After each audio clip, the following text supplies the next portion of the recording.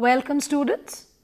Today we are going to start to study about the French Revolution as it impacted the cultural, the political and as well as the literature not only of France but of the rest of the Europe and also the English Romanticism.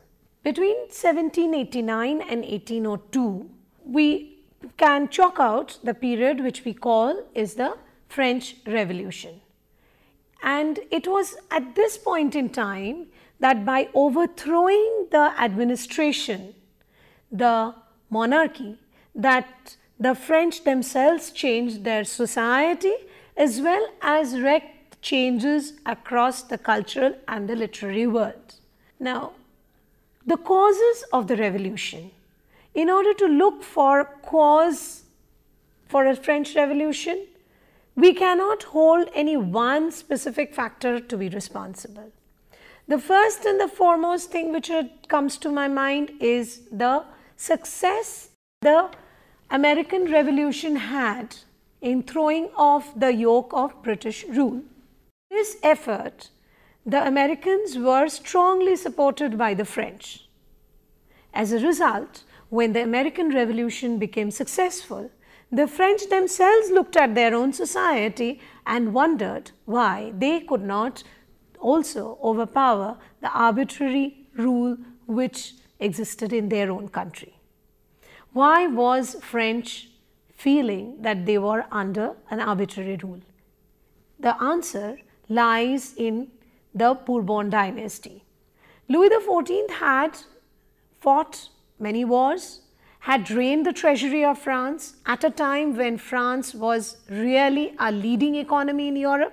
And because he did not care for the people, the same policies were continued by Louis XV, who was a pleasure-seeking monarch.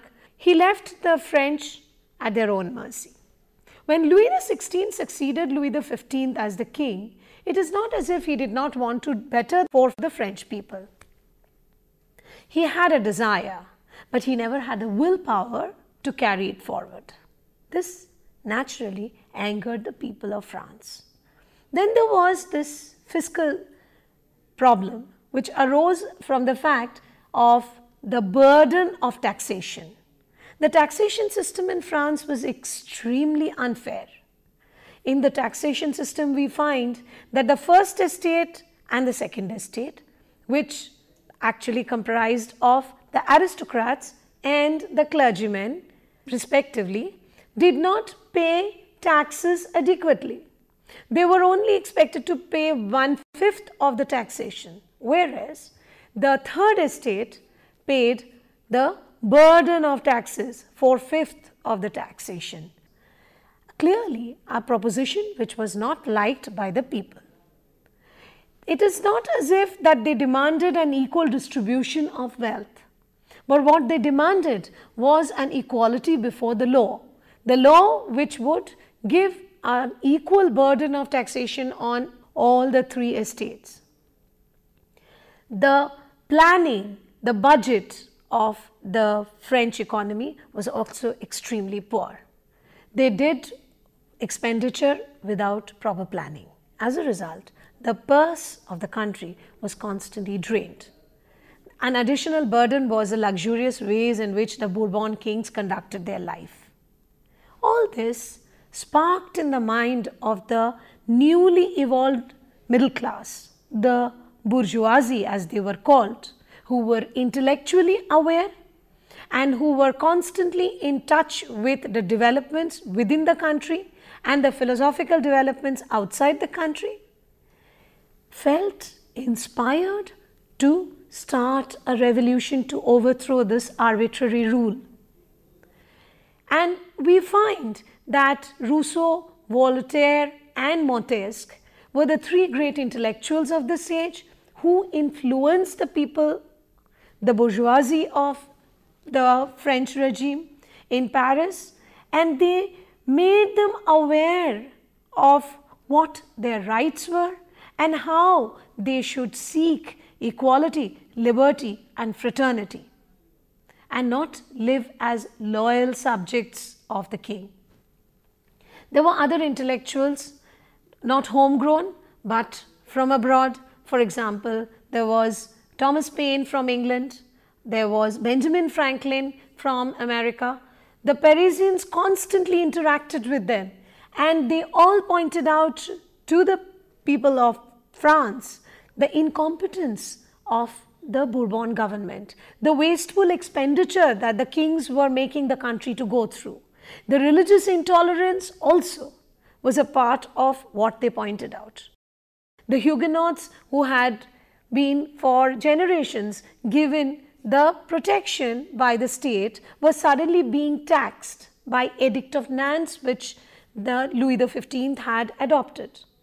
It was seen as a very arbitrary move.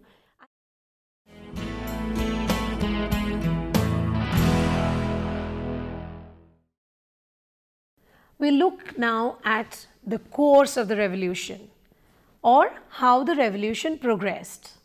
In May 1789, we find the Estates General were called upon by Louis XVI because Louis XVI discovered that the country was on the verge of a bankruptcy. In the session, when the members of the Third Estate arrived to take part, they realized that the doors of the chamber were closed against them, including only the members of the First Estate and the Second Estate. Therefore, they decided to rush out, and this is called the tennis court politics. And they signed a memorandum which was presented before the Louis XVI, and this forced the king to accept all three estates to sit together and vote by order. And now the voting saw that the National Assembly was created. When the National Assembly began its work, we find that the next big change happening was that the soldiers who were passing through Paris with their authoritative ways inspired the Parisians to revolt against them. Bastille prison was broken open, and people inside, mainly the political prisoners, were actually liberated. Once prisoners were set free, the revolt moved to Versailles, and there the palace is invaded by violent mob. Because in the mind of the Parisians, in the mind of even the bourgeoisies who have replaced the monarchy and the clergymen as the new class, the idea of liberty is not very clear. They do not know what it means. Church was nationalized, and this is how the liberation from church happened, and the church properties were confiscated and made into state property.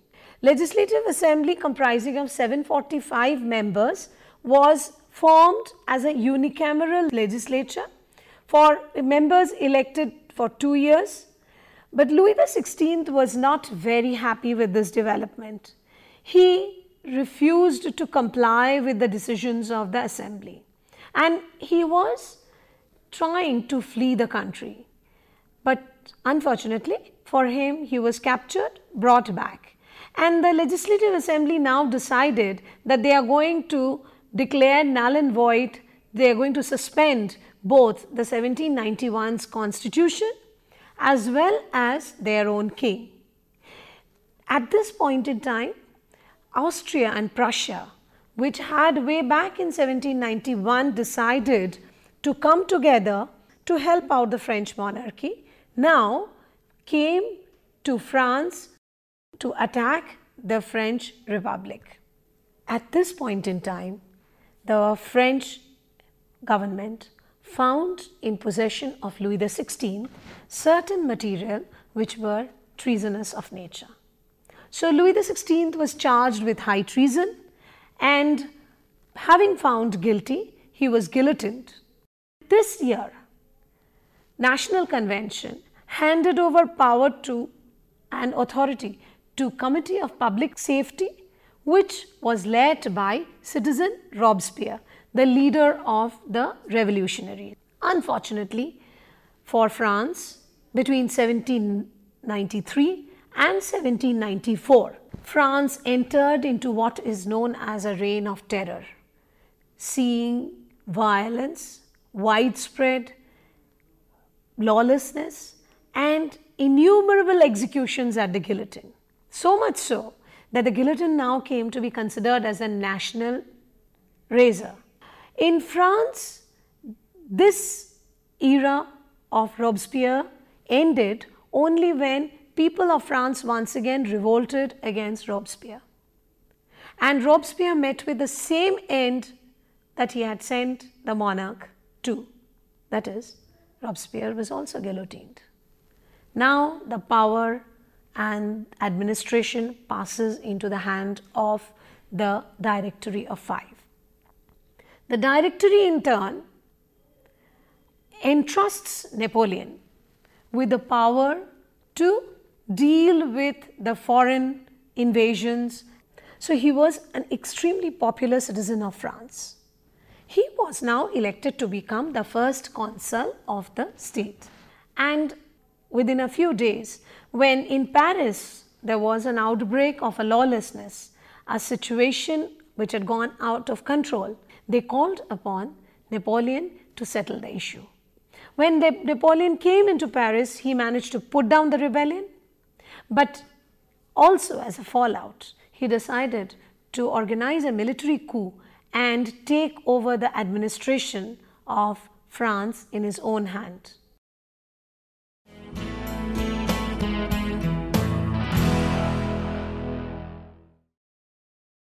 Next, we are going to look at Napoleon Bonaparte as a product of the French Revolution. He was the French emperor from the year 1804 to 1815. And he is best remembered for the roles he played as the general leading the French army against various allies in Europe. Now, he established all over the European continent ideals of French Revolution: liberty, equality, and fraternity. He actually consolidated the monarchy, because we cannot forget that a lot of monarchies existing in Europe at this point in time had been related to the Bourbons, and therefore they were not particularly happy seeing the end of the Bourbons. He is one of the greatest military commanders that the world has ever seen. So much so, even today in the military academies across the world, the strategies that he had employed, the policies that he had adopted are studied as part of curriculum. Napoleon's action as a military and a political leader in France shaped the entire political future of France as well as Europe. At this point in time in Europe, many of the countries had actually decided to get away with monarchy. Monarchy was no longer popular, and they wanted to replace it with a new system of government. But what that system of government should be was not very clear in the mind of the people of Europe. Looking at France and looking at Napoleon, they decided that to have a despot and one-manship, as Napoleon represented, who is enlightened in the ways of revolution, is much better alternative than having a despotic monarchy. So Napoleon had once been a Jacobite. Napoleon had sympathized with the revolutionaries. He actually presented before the rest of Europe a much more acceptable, viable system of administration. He was a dictator, all right, but he initiated a lot of beneficial reforms in France. With a very liberal outlook, he maintained very socially progressive views. He also had allowed a lot of changes in the French government under him. Napoleon Code of Law, which to this day is actually followed by the European, the American, and the African continents. Napoleon was an interesting emperor. On one hand, he was like a traditional monarch, just like the Bourbons were, believing in the pomp and show of monarchy, bringing about a lot of more fanfare around the monarchy. But on the other hand, he brought in sweeping changes under his rule. After becoming an emperor, he declared in the eye of the law of the country, every French man was equal. He also devised several academic, educational changes which continued to guide France through successive years into future. The system of banking and creation of the Bank of France done by Napoleon Bonaparte even today sustains the French economy. He also was a very great innovator. He looked at Europe and he thought that Europe could become a unified whole.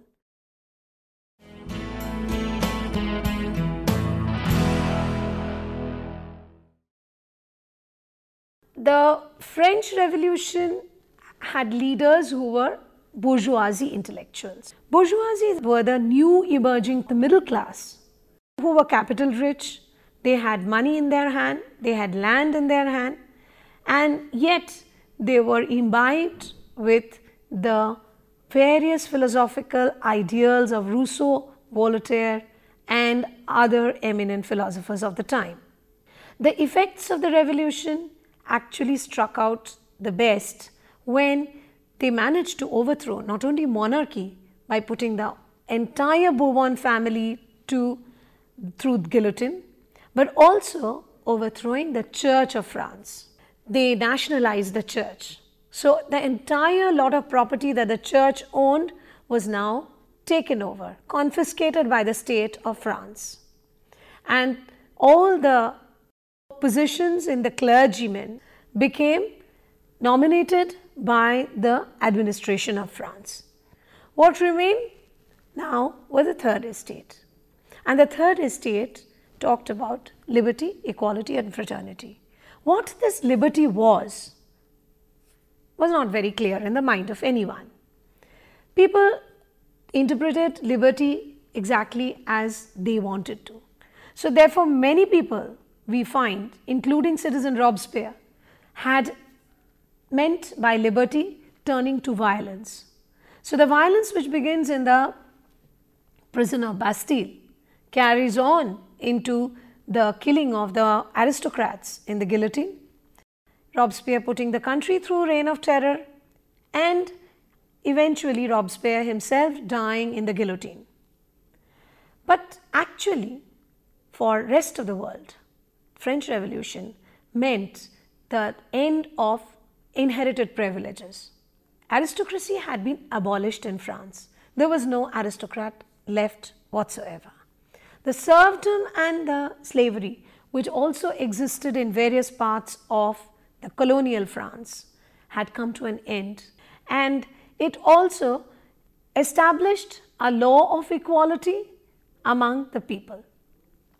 One of the most important effect of the French Revolution was that it inspired further revolutions in the 19th and the 20th century all over the world.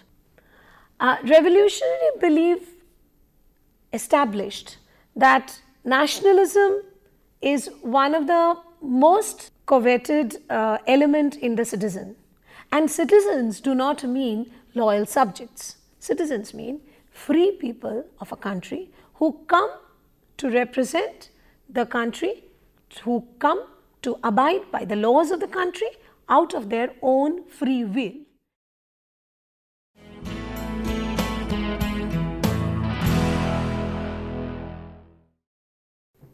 Cultural impact of the revolution.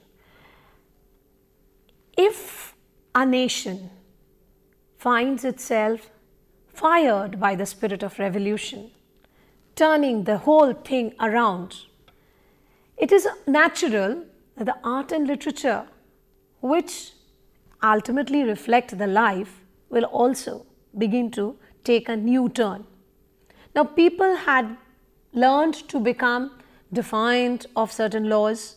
People had also learned to assert their individuality, and it was all triggered by the fact that French Revolution gave the French people a sense of finally being equal in life.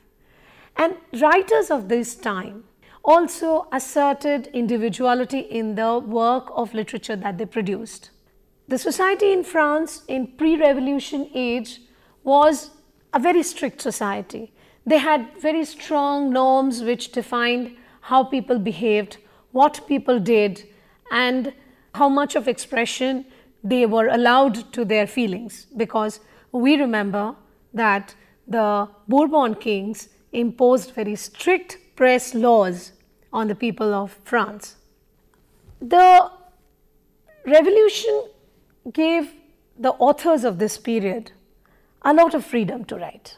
They could express their own opinion, and in every sense they latched upon this newfound freedom to write of things which so far the society had never actually thought of. It gave rise to actually a new era of Romanticism, a major cultural and literary movement which swept across entire Europe, particularly affecting France and England. Romanticism is about the ideals that Rousseau had established. Rousseau had said, noble savage, that is, the man who in his pristine natural condition, without the imposition of artificial civilization, is able to shape his personality in the best possible manner. The various romantics, beginning with Chateaubriand, towards the last decade of 18th century, we find Romanticism taking off completely. The romantic literary work that we see, let us say Les Miserables, which actually is based in the time of the French Revolution, is about how the humanity is surviving during the Revolution. We look at an author like Victor Hugo, and we look at a play like Hernani, which does away with complete classical modes of unity of time, place and space, breaking all laws and bringing in onto the theatre as an art form what is truly reflective of the French Revolution. And this is how the nurturing of the Romanticism as a movement happened in France.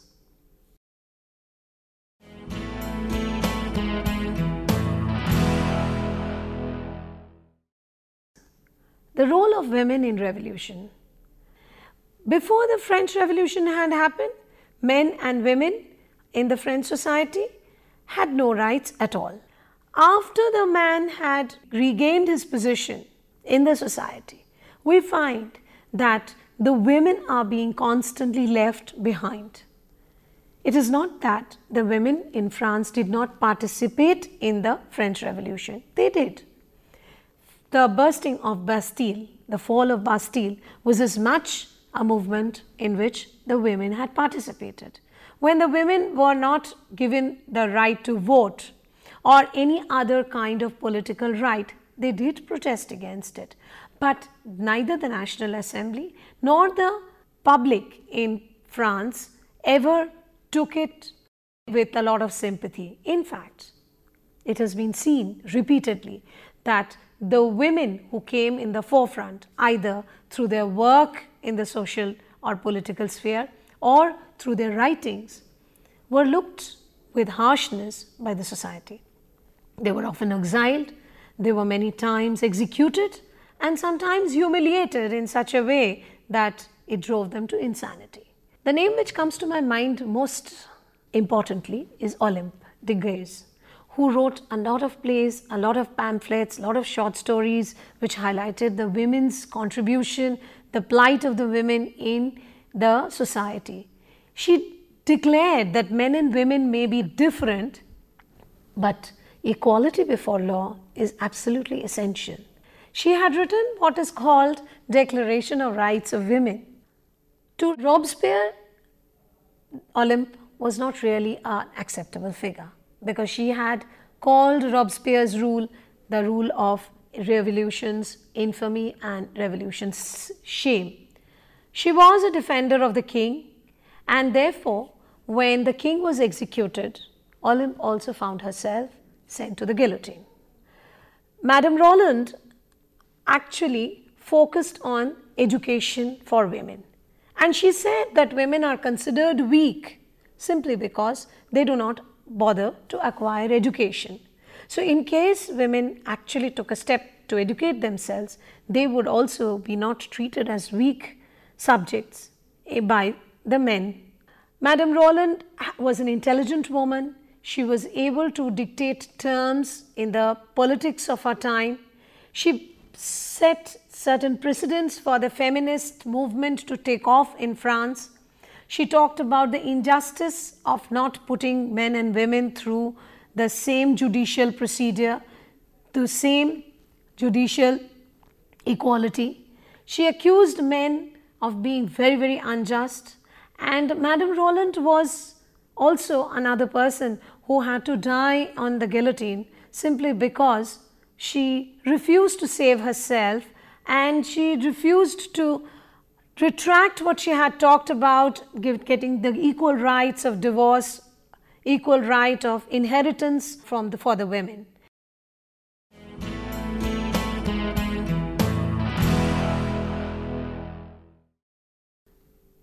Now we come to the effect of the French Revolution on English literature. Now, politically, the revolution inspired the French as much as it inspired the English. The English felt fired by the thrill of the revolution. There was Wordsworth, there was William Blake, there was Southey, there was Coleridge. They all went berserk with joy, expressing themselves in words which were unheard of in English literature ever before. William Wordsworth actually went ahead and wrote the poem French Revolution as it appears to the enthusiasts. Others who were not so young saw the darker side of French Revolution. Many authors, many pamphleteers, many writers, the one that comes to my mind is Edmund Burke, who had gone to say that the French Revolution will ultimately end in violence. He argued that no revolution is actually good for a country.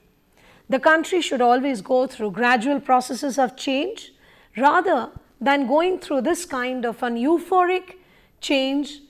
The rest of the English authors, poets, writers were sufficiently charged. There was Blake, who felt inspired by the work of Rousseau, so much so that he went on to write the Song of Innocence. It was Godwin's Political Justice, which was read by people in England who understood the essential goodness of man which emerges out of a revolution. Many years later, we find that Shelley, reading Godwin, gets inspired enough to write about the French Revolution, although Shelley was born much after the French Revolution even ended. Although the political emancipation brought a lot of enthusiasm in the British mind, later on when the French Revolution turned into a reign of terror under Robespierre, or when the Napoleonic wars against Britain had been launched, the major enthusiasm of the French Revolution in the British mind had already started eroding. But much later, in a later poet like Shelley, as I already said, the enthusiasm once again regenerates. So much so that he writes the poem An Ode to West Wind, where he is the revolutionary spirit. And he is the revolutionary spirit which sweeps across to bring about revolutionary changes. And with that, we have almost covered the entire range of French Revolution and how it has given birth to the Romantic movement in England. And with that, we have completed our study of the French Revolution, its immense impact on the political, cultural and also the literary scenario in Europe as well as in England. And thank you very much now for being here with me, and this is where the lesson ends.